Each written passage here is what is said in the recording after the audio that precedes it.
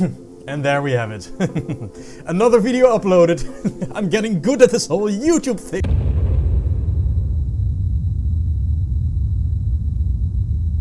I still remember my first bullet trail, you know? It was the demo of Halo Combat Evolved, the sniper rifle. The sniper rifle in that game just has this intense smoke trail whenever you fire a shot, which gives a nice bit of feedback to the player, but also gave away your position in multiplayer, kind of encouraging you to stay on the move. Now, nice as this is, Halo has mostly stayed away from bullet trails for regular weapons in first-person perspective. I mean, take the assault rifle in Halo 1, Halo Reach, or even Halo Infinite, and it mostly looks like the bullet impact effects are spawning in front of you. It's not like you see actual projectiles leave the gun and travel to your target. Unacceptable! Let's look at the different levels of bullet trails and how they change the feeling of a game. One step up from no bullet trails is instant trails. A good example is Uncharted 1. All the game does essentially is draw a straight line from the gun to the target for a couple frames. And I have to be honest, I don't like this effect too much. I mean, is it better than nothing? Probably sure, but if animation has taught me anything, it's that anticipation is one of the most important things for selling impact.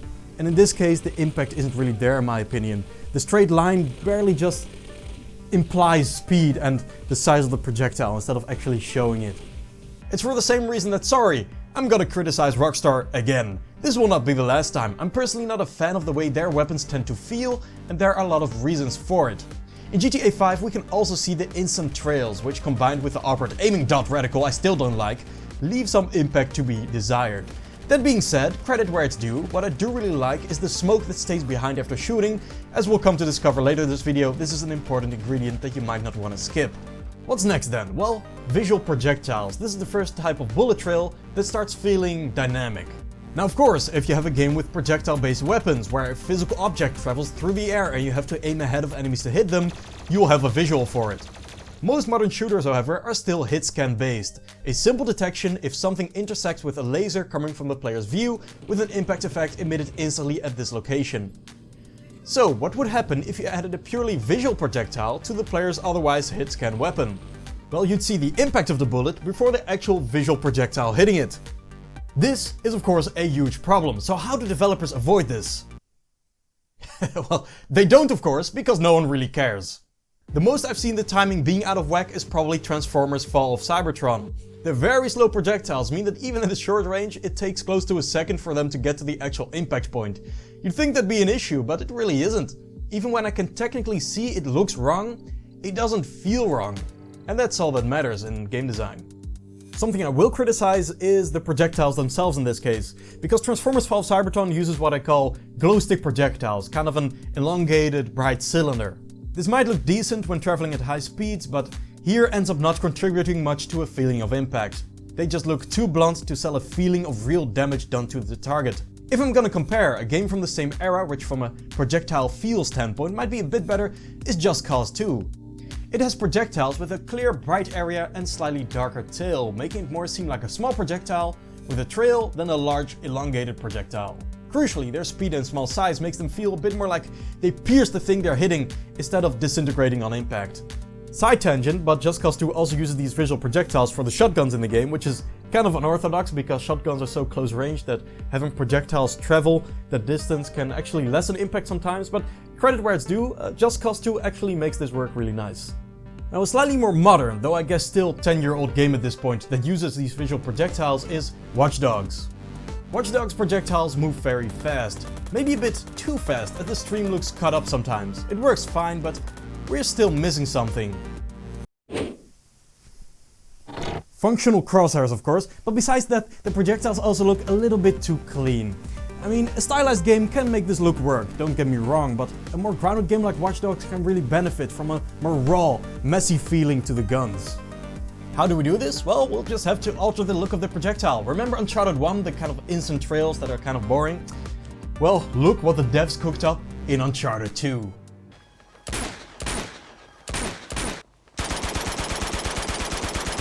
We don't need to analyze anything to recognize immediately the feel is completely different. If you open photo mode in Uncharted 2 to look at the bullet trails, they're really not that interesting.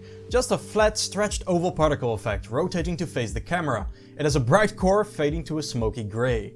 Looking at it, you wouldn't necessarily expect it to be the pinnacle of bullet trails, but it really kind of is. During gameplay, this thing makes it look like your gun is literally spitting fire. Especially, and I mean, I just have to bring this weapon up again, the M4, man. Where most guns in Uncharted 2 have this clean cone of fire that gets emitted, Uncharted 2's M4 just has all this turbulence to its projectile, making the weapon feel more chaotic, more unstable, more powerful. Then the key to really sell this idea of a fiery piece of metal cutting through the air is that the devs added a subtle but noticeable smoke trail that lingers a bit after the shot is fired. Recently I watched a Half-Life documentary and I kind of took note of Gabe Newell's definition for fun for that game, and that is interaction with the world. Now, shooting a gun at a wall and having a bullet hole appear might seem nothing more than a dumb useless detail, but it is more than that. It is a reminder to the player that their actions actually affect the world they're in.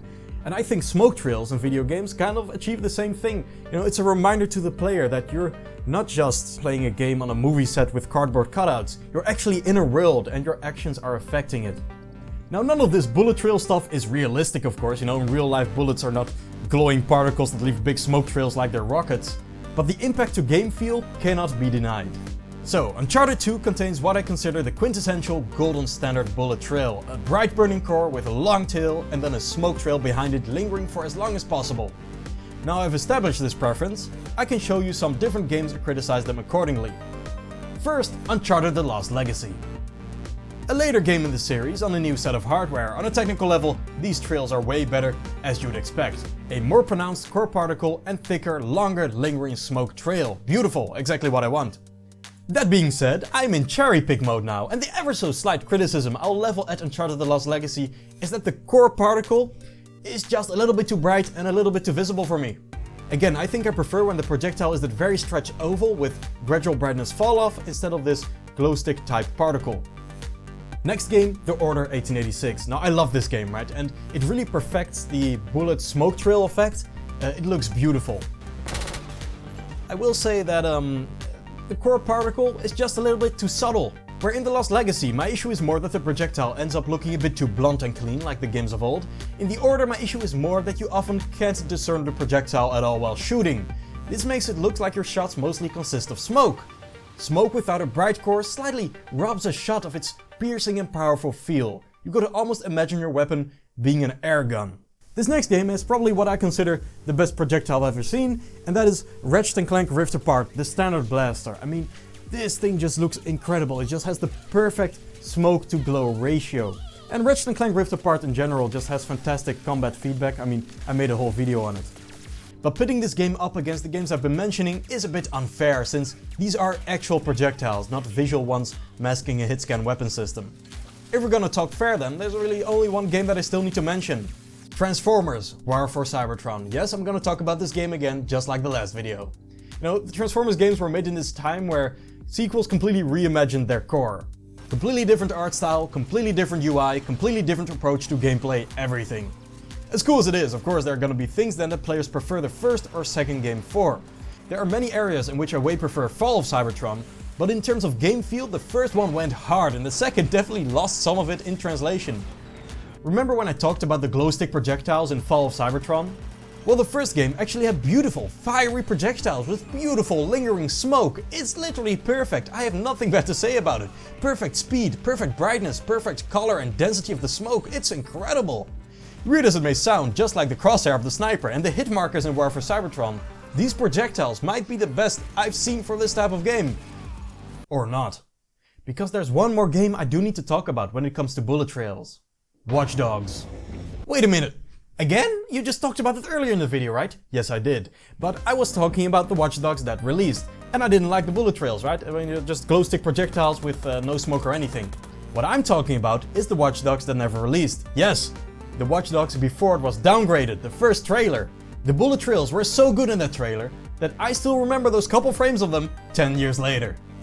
Fire, smoke, perfection, just like Transformers. The difference just is Transformers came out in 2010 and this version of Watch Dogs never released.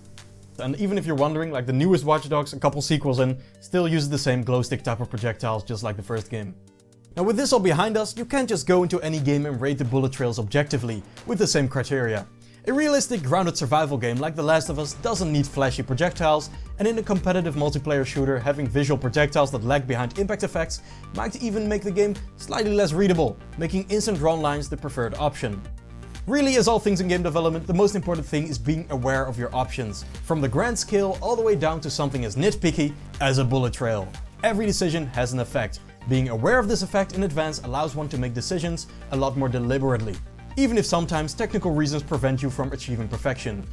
I mean, you would think I'd have perfect bullet trails on my games at this point, because I clearly care so much about them. But I don't. I ran into technical limitations and optimization problems. What are you gonna do, right? Well, I'm gonna keep trying. I will achieve the perfect bullet trail. That's a promise. Thank you for watching. I'll see you around.